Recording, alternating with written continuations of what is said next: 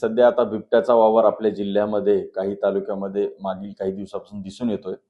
त्याबाबत आम्ही जवळजवळ 10,000 पोस्टर्स तयार केलेले आहेत, जे की पोस्टर आपण शाळेमध्ये लावलेत, ग्रामपंचायत किंवा बाजाराच्या ठिकाणी, आणि गावामध्ये आपण मंदिराच्या तिथून लाऊडस्पीकरद्वारे जनजागृतीच्या सूचना देतोय.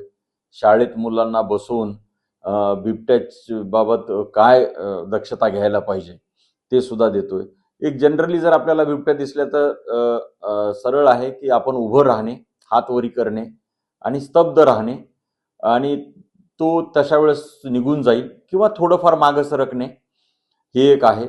आणि शेतात ग्रुपनं समूहानं जाऊन कामं करणे, किंवा रात्री आपण जात असाल तर टॉर्च ठेवणे, गळ्याला मफलर वगैरे असं काही बांधणे, आणि मोबाईलवर गाणे वगैरे ऐकत जाणे, जेणेकरून बिबट्याला माणसाचा आवाज किंवा डिस्टर्ब काही असं वाटलं तर बिबट्या हा स्वतःचा रस्ता हे करून मानवाकडे येत नाही. कारण आतापर्यंत आम्ही जंगलात फिरतोय, पण बिबट्या कधीही माणसाकडे येत नाही. पण काही ठिकाणी एखाद्या वेळेस कोइन्सिडेंटली ते असं होऊ शकतं की ते माणसावर अटॅक होतो.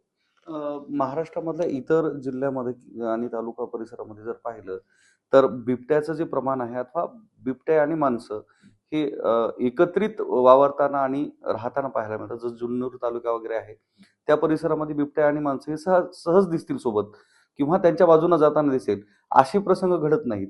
मग या संदर्भात आपण सरकारतर्फे या परिसरामध्ये काय उपाययोजना करता येईल असं आपलं? आपण इकडं सध्या आपल्या 2 रेस्क्यू टीम आहेत, पिंजरे सुद्धा आहेत आणि ट्रँक्युलायझिंग गन सुद्धा आहे. आणि आपण जिथं बिबटा निदर्शनास आला त्या ठिकाणी आपली टीम जाते, कन्फर्म करते की खरंच तो बिबट आहे का, आणि असल्यास आपण गावकऱ्यांना पहिलं जनजागृतीचं कळवतोय, आणि आपली टीम ही बिबट्याच्या मागावर असते, जेणेकरून बिबट्याने काही उपद्रव करू नये. आणि राहिली दुसरी गोष्ट, आपण काही ठिकाणी जंगलाला गुरे प्रतिबंधक चर केलेला आहे, काही ठिकाणी आपण तारकुंपण केलेलं आहे, काही ठिकाणी सोलार कुंपण केलेलं आहे. याचा निश्चित थोडाफार तरी फरक पडतो त्यावर, जेणेकरून बिबट या क्षेत्रात येणार नाही. नरभक्षक झालेले जे बिबट आहेत त्यांच्यावर थेट गोळी घाला असं बोललं जातंय.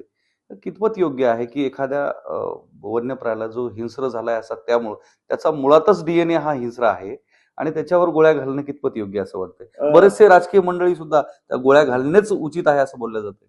नाही, त्याबाबत मी हे बोलत नाही, पण त्याच्यात एक सांगतो की ज्या वेळेस एखादा वन्य प्राणी आता आहे, तो कार्निवरस आहे, मांसाहारी आहे, तर तो हिंस्र असतोच.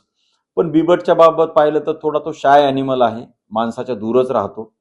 पण एखाद्या वेळेस एखादा नरभक्षक जर बिबट असेल, तो वारंवार मानवावर हल्ला करतोय, तर त्यावेळेस आपण निश्चितच वरिष्ठ कार्यालयाची परमिशन घेऊन त्याला बेशुद्ध करतो, म्हणजे ट्रँक्युलायझिंग गनद्वारे त्याला डार्ट मारून बेशुद्ध करतो, आणि त्याला तिथून पकडून आपण दुसऱ्या जंगलाच्या अधिवासात सोडतो, जेणेकरून की बिबट आणि वन्य प्राणी संघर्ष सुद्धा कमी होईल आणि बिबट्याचा जीव सुद्धा वाचेल, असं मला वाटतं. बिबट्यांची नसबंदी करण्यासंदर्भात सुद्धा बऱ्याच वेळेस बोललं जातं की बिबट्यांची जर नसबंदी केली तर ह्या बाकीच्या गोष्टी होणार नाहीत. मात्र त्याचं जे अधिवास आहे, मूळ नैसर्गिक अधिवास आहे, त्याच्यावर कितपत परिणाम होऊ शकतो जेणेकरून त्यांचं जर नसबंदी केली तर काय वाटतंय? सध्या आपण त्याची संख्या जी आताच कुठेतरी आटोक्यात आल्यासारखी वाटते. नाही, त्याबाबत सद्यस्थितीत ते प्रायोगिक तत्वावर आहे आणि शासन त्याच्यावर विचार करतंय. आता सद्यस्थिती आपण त्याच्यावर काही बोलू शकत नाही की पुढे काय होईल किंवा कसं आहे. नाही, कारण आपण वन उपसंरक्षक आहात आणि प्राण्यांचा आणि जंगलाचा चांगला अभ्यास आहे आपल्याला. जर एखाद्या नैसर्गिक अधिवासात राहणाऱ्या प्राण्यांवर जर या पद्धतीनं प्रक्रियाच म्हणावं लागेल एका प्रकारची, ती जर झाली तर जे आपली नैसर्गिक चैन आहे त्याच्यामध्ये काय परिणाम होऊ शकतो आपल्याला असं वाटतंय? नाही, आता हा सध्या प्रायोगिक तत्वावरचा आहे. याचा वन विभाग अभ्यास करून हे कार्यक्रम करत आहे. त्याच्यामुळं असं नैसर्गिक अन्न साखळीवर तरी काही प्रश्न होणार नाही असं सध्या तरी दिसतंय. हे योग्य आहे का? योग्य आहे, कारण प्रथम आपल्याला मानवाचं संरक्षण, सुरक्षा आणि त्याची शेती, त्याचं घर हे एक महत्वाचं आहे. कारण भीतीदायक वातावरणात माणूस काम करू शकत नाही, पण एक आपण प्रिव्हेंटिव्ह मेजर्स म्हणून शासन ह्या उपाययोजना करत आहे आणि त्या निश्चितच वैज्ञानिक दृष्ट्या काम करतील आणि ते पुढे बिबट्यासाठी आणि मानवासाठी सुद्धा दोन्ही योग्य राहील.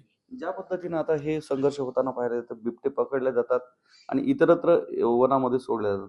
महाराष्ट्रामध्ये आणि एकूणच देशामध्ये असं एखादं संरक्षित जंगल आहे का ज्या ठिकाणी बिबट्यांचा अधिवास आहे, जो नैसर्गिक अधिवास म्हणून तयार होईल? या ठिकाणी महाराष्ट्रामध्ये त्या पद्धतीचं जंगल कुठं आहे का? काय वाटतंय? नाही, बिबट्या तसा पाहिला तर हा व्हर्साटाईल ॲनिमल आहे.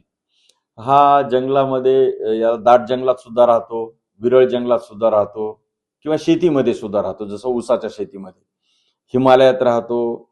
म्हणजे बिबट्या हा सर्व भारतभर आहे. त्याच्यामुळं त्याला जंगलच पाहिजे असं नाही. पण ज्यावेळेस विरळ क्षेत्रात किंवा शेतीमध्ये राहतो तर त्यावेळेस मानव आणि वन्यप्राणी संघर्ष हा निर्माण होतो.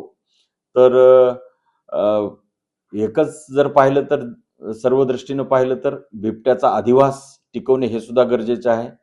बिबट्यापासून मानवाला काही होणार नाही याची सुद्धा दक्षता वन विभाग घेतच आहे आणि जेणेकरून वन आणि वन्यजीव याचं संरक्षण व संवर्धन होईल. निश्चितच. तर हे आपल्यासोबत होते उपवन संरक्षक केशव वाबळे, ज्यांनी बिबट्या आणि मानव संघर्ष आहे त्या संदर्भात भाष्य केलंय, जेणेकरून भविष्यात येणाऱ्या कालावधीमध्ये बिबट्यांचंही संरक्षण व्हावं व मानवी वस्तीवर व मानवावर होणारे हल्ले जे आहेत ते कुठेतरी थांबल्या जावेत, त्यांना एक नैसर्गिक योग्य असा अधिवास मिळावा आणि माणूस आणि बिबट्या यांचं योग्य पद्धतीनं समायोजन होऊन दोघं एकत्रित चालावे अशी आशा त्यांनी बाळगली आहे. कॅमेरामन सुधाकरसह मी धनंजय सोळंके, टाइम्स नाऊ मराठी, नांदेड.